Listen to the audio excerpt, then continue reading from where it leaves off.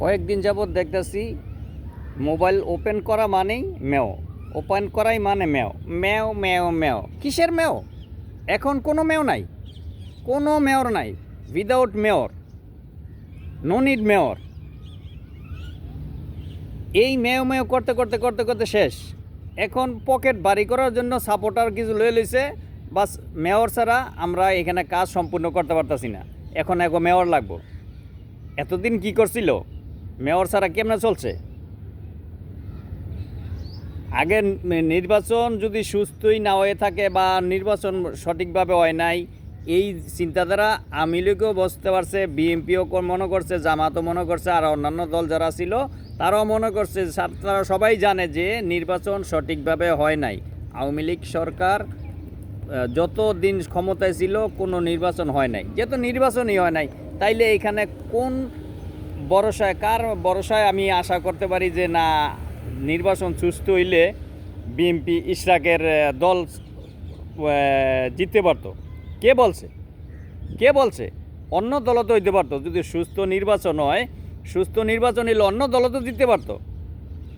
এখন কোনো মেয়টাও নাই, এখন কোনো মেয় নাই। নতুন সরকার আইব, নতুন দল হইব, নতুন দল হয়েছে, এনসিপি আছে, বিএনপি আছে, জামাত আছে।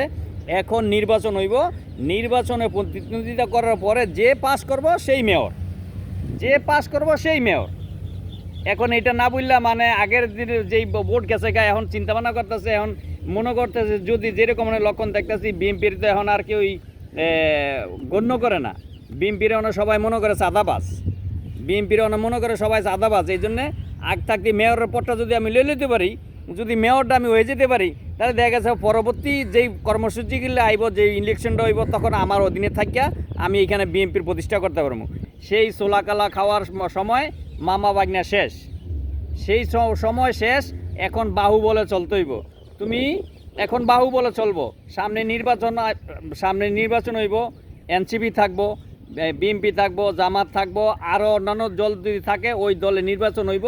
নির্বাচনে জনগণ যারা চায় সে মেয়র হইব। এই ছাড়া কোনো রাস্তা নাই।